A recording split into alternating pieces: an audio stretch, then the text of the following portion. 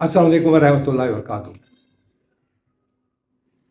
आज मोहब्बत और अकीदत और उल्फत के हवाले से कुछ रिश्ते जो है आपको एक अल्लाह ताला ने नेमत की शक्ल में दिए हुए हैं। उसमें हम सब अगर तज़िया करें तो एक मोहब्बत के अंदर जो कुदरत ने हमको तोहफ़ा दिया हुआ है वो है माँ का। माँ की मोहब्बत का जो खलूस प्यार और उसके अंदर प्योरिटी है, मैं ये नहीं कहता कि वालिद की भी मोहब्बत नहीं शामिल है, लेकिन इस वक्त मैं मौजू जो बनाने लगा हूँ, माँ और बाप की मोहब्बत के अंदर जिस कदर तकद्दुस और प्योरिटी है, इसमें अंदाज दोनों मोहब्बतों के यानी माँ और बाप के मुख्तलिफ हैं। अब माँ का मैंने मौजू जो बनाया, अब उस मोहब्बत जो बच्चे के साथ है और बच्चे की माँ के साथ जो मोहब्बत है, और जितना वो शेयरिंग करता है अपनी माँ के साथ या उसके साथ झिझक नहीं महसूस करता, उसकी अटैचमेंट की एक वजह भी है। वजह यह है कि बाप तो दुनियावी कारोबार के हिसाब से जो घर की एक मजबूती माशी तौर पर भी है और उसके हिफाजत और तकद्दुस के हिसाब से भी है, वो ज़्यादा उस वक्त बाहर गुजरता है और वो अपनी फैमिली के लिए जो भी कर सकता है उसमें वो बोझ नहीं महसूस करता। इसी तरह जो माँ करती है वो भी बोझ महसूस नहीं करती अपने बच्चों के लिए, अपने घर के लिए। अब माँ की मोहब्बत का दूसरा रुख देखिए।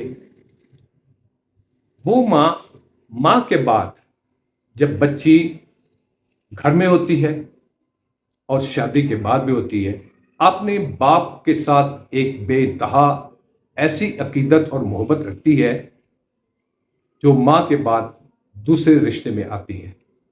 अगर माँ से अगर महरूम होता है तो वो माँ का रूप बेटी की शक्ल में, मोहब्बत की शक्ल में आ जाता है।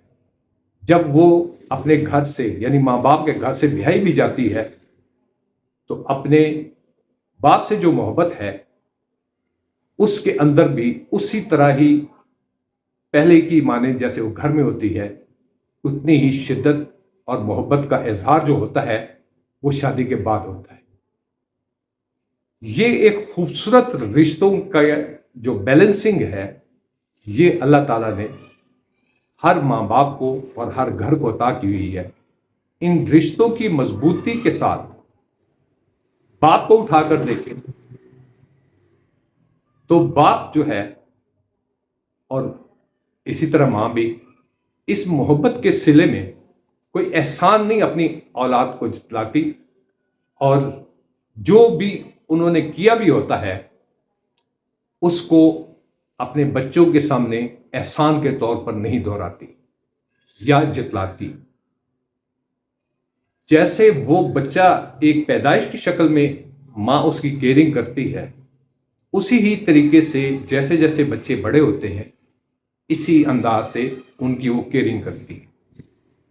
इसी तरीके से बाप जो है अपने बच्चों को कुछ उसके अंदर माँ की निस्बत थोड़ा सा सख्ती का अंसर कुदरती तौर पर होता है, लेकिन उसका मतलब नहीं कि वो औलाद से मोहब्बत नहीं करता। मोहब्बत करता है, लेकिन चूंकि ज़माने की गर्मी सर्दी उसने चखी हुई होती है बाहर रहकर, उसमें घर में आकर उसने जितलाया नहीं होता। वो उन बच्चों को अमली ज़िंदगी में आने वाले जो भी औकात या वक्त या ऊंच नीच आएगी उसके हवाले से उनकी तरबियत करता है, ताकि उनको ज़िंदगी के अंदर किसी किस्म की परेशानी ना हो और वो उससे परेशान ना हो, बल्कि अब उसको एक जो भी ज़िंदगी की ऊंच नीच या मुश्किल हालात आए उनको फेस करने की करेज अता करता है।